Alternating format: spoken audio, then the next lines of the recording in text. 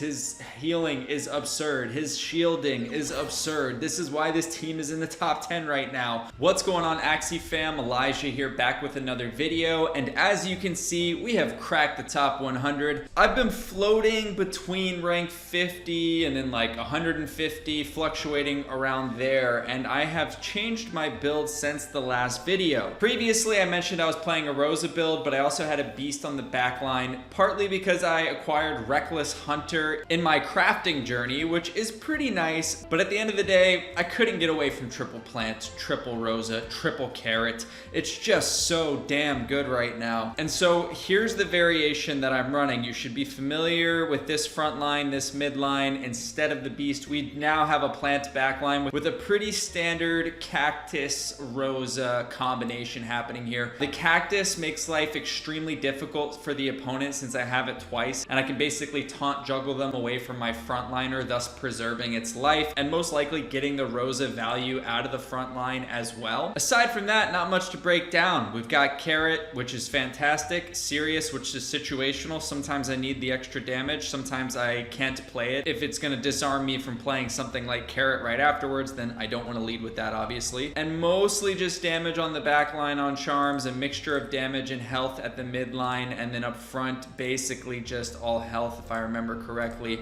I've got some nice vitality plant charms. So look, what I want to do today is show you this team against what I think is potentially a top 3 team this season in terms of its power. And I am talking about LG's team from Buos. Now, I believe their name is Leia. They're right now ranked 6th. And I want to break down their team. But before I do that, I just want to announce that on the Meditate YouTube channel, I have started putting videos out there myself. You can see this one is on how to destroy Puffy. We've got Ryan just blasting away with videos as well. He's currently ranked 19 on the leaderboard, but has been as high as rank 1 this season, an absolute crusher. So you want to make sure you subscribe to both his personal channel, which I'll put in the description, and the Meditate channel. You can see here as well that our most recent video is the first episode of what we're calling the Double Talk podcast. Ryan and I are hosting it, and in this last one we talk about the end of V2 and where we go from here, what the future of Origin looks like, what were the good things and the bad things about V2.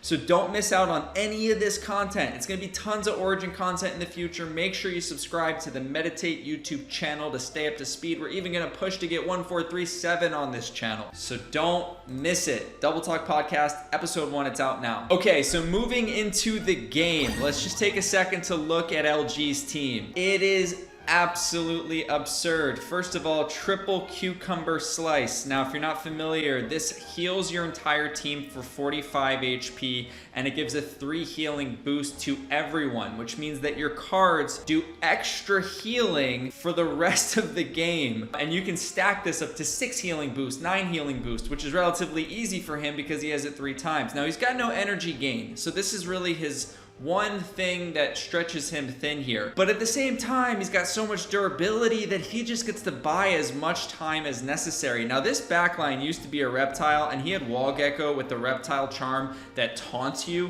which was insane. But when I matched him here, he decided not to use it. Now, maybe he was running into too many aggressive builds that could actually snap him off in that 4-turn cycle, and decided to go back to, you know, a classic Wall Gecko plant like what we see here. Nonetheless, still extremely strong, insanely durable. He's got the timber on the back line to be stacking up those extra cards, which gain benefit from things like Sakura, which heal you every time you play a card. I'm sure you've all seen some variation of this in the arena in your Origin journey, right? I just think that LG has put together probably the most refined versions of it. And I mean, look at the results of this. His plant at the mid is selling for $319. In this market, that's really crazy. 0.28 Ethereum, that's like a prime Axie price in the summer in terms of the Ethereum cost. 0.28 is what you would have paid for, you know, an absolute crusher Axie in V2. As for his backline here, Leia Gaming has it for sale for 1.5 Ethereum. Why? Well, he's in the top 10, and there's literally no other place to get this. There's none on the marketplace. So he's got it at an absolutely insane premium. Those other ones that were like 300, I also would shy away from those because we might get some changes to the game in the future. future, right? So balancing is so fresh. We have a long way to go. We don't know exactly what sustain is going to look like in a month from now. So don't go crazy just because you see someone in the top 10. Back to the action. And I want to just go ahead and run through this game and give you my thoughts, and maybe it can help you with some sustain builds that you come across in the arena. The first thing I'll say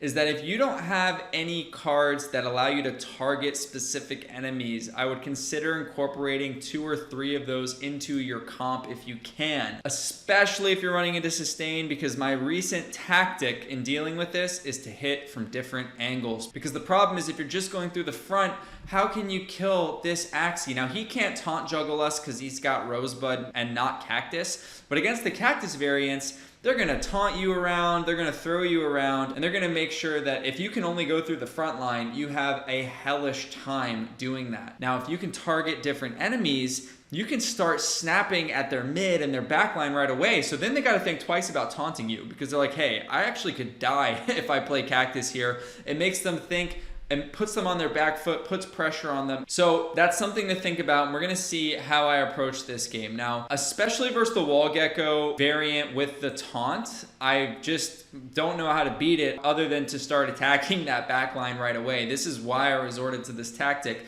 because my hope there is that if he does taunt me, I can get that kill within those 4 rounds, even though he has a bunch of damage reduction. But it turns out that it works really well even when they don't have that charm. So you can see here, I'm playing Scarab on his backline right away, and I also went with the Sirius up front. That's 100 damage up front, 70 on the backline. Pretty good round 2 for me, and already he has pressure in 2 different places. Cucumber Slice allows him to heal up. There's that healing boost. Every healing card gets boosted by 1 HP per stack. So in this case, everything he plays that's healing is healing for an extra 3 health. Very powerful over the course of the game. I went with a Confused and then a Carrot here to stack my energy back up, another Carrot, and look, I got 2 Roses. You better believe I'm playing one of them, especially against one of the toughest comps in the game. I have 2 more in my back pocket, and there is the X Factor play that I decided to go with this game, because I know how difficult this composition is. It's not something I would normally do, but I fired away both and gambled. The odds are in my favor given all 3 of his Axies are alive. I have a 2 out of 3 chance to connect with a different one, and we actually land it. He's double slept here. I only have 1 Rosa left though, so I have to be insanely careful. He's got a completely dead hand though. And sometimes this is the risk that you just have to take when you're up against a team that you know has your number. He loses a round, and now we're moving into turn 6. Another Confusion, finishing off the front line with the Axie Kiss. Now, I could have gone back there to start doing pressure, but I can't play my other damage card this game in Rosa, right? I can't risk that going in the wrong spot, and I also need to save it for the late game, because you really do need at least 1 sleep for like the blood moon phase of the game against a sustained comp like this. That leaves me with playing Pumpkin on my front line for some shield, and then the card draw, which will happen inevitably when he, you know, attacks into me at some point. Timber goes on the mid, Rosebud on the back line. Now I'm a little bit like, okay, I gotta still be careful, because if I give him a bunch of Timbers and he still has invincible levels of healing and defense late game, I might be in trouble. Now, one of the really annoying things about Axie right now, in my opinion, is that when people play heals, it gets listed in the log as a secret, and when they play secrets, it does as well. When they play shield, it does, even if it's not a secret. So I really don't know when he plays the Timber here, because it's always just gonna show up as secrets. So I play Scarab on the back line. I know he did brick wall the mid, so at least I do some chip damage on his Gecko Axie. And I get the alert that that was in fact a Timber, and it gave him 1 shield. So I don't want to keep attacking, plus my following attacks would do nothing considering his 160 shield. So I actually go ahead and just pass. More of the same from him, but look at this. He just played Lotus. Actually, he redrew everything, didn't he? Was that Timber, Lotus? No, actually Pumpkin, Lotus, and a revenge card. Now guys, I went with the absolute hard pass last round. I just didn't have a play. I didn't want to attack into him. I was also still worried about if those 2 secrets he played on his front were Timber, because again, I don't really know if it is or it isn't, and I thought there was a good chance that it was because his deck reset. But now he actually has the Timber this round. He plays it on his mid lane, plays Gecko on the back, starting to do some damage to my front. I do draw a card from it, which is nice, and he shields both of these, knowing that my tactic here is to try to apply pressure to both. And I play the Scarab on the back lane. I know why I did that. He had Cleanse on him from the Rosebud, and I need to make sure that he doesn't have that active when I'm ready to play my Rosa later on. So I can't let him get 2 or 3 stacks of that. And if I play Scarab, it applies Doubt, which is a debuff. So it's going to get rid of one of those cleanses, freeing me up to potentially sleep him later on. So that's why I went back lane with that. Now, I know I can probably go through the front here, play all these carrots, and whoa. A skip. I guess I didn't want to give him 3 more timbers. And maybe I knew it wouldn't really do that much damage, even though it's like absolutely agonizing to just lose 3 carrots in a round. But what exactly would I have been accomplishing there? If anything, I'm hurting myself more in the long run, I think, by giving him so much shield. Tough spot, but I actually let it go. And I just think at this point, I'm super healthy across the board. If I'm patient, I know I just saw the timber, so I can probably go in on him this round. There's no shield that gets put up here. He's fairly depleted. I start with a cactus on the mid lane. I'm gonna fire away here. It's gonna be a carrot, Axie kiss, and now I'm just going mid. I'm like, look, I'm putting max pressure. I know you have no shield. He's got Gecko on the back. I don't want to attack into that. I drop him down to 142 HP. I do get to play a Rosebud up front. I heal up so that my Axie stay healthy for Blood Moon, which we're approaching very shortly. Gecko again, which makes him 30% less damage for 4 rounds. So even if I get through this midliner next round, which I actually won't because he has 102 shield again, he is definitely putting up a fight here. So wait a minute, Scarab twice, back lane, even though he has 30% reduction, I know he's got no shield, and I'm never getting through that shield he put up front for any significant damage.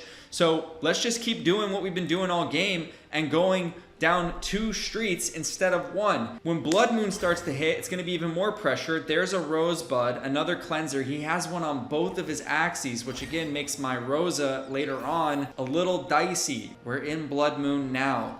Axies are starting to get hurt every round. Turn 18. I don't know exactly what to do here probably, but I go with Confusion. I'm going to get the carrot value, and then Serious. Yeah, I think I just need to attack. He's drawing timbers from this, but I don't think I have much of a choice. I just got to start hurting him. There's the carrot, and now Rosa. Do we play it? It seems like an appropriate time. I don't. I pass. I wait again. I think that was a misplay. Oh, wait. No, I had no choice. He's got cleansers. He's got 2 cleansers. I couldn't do it.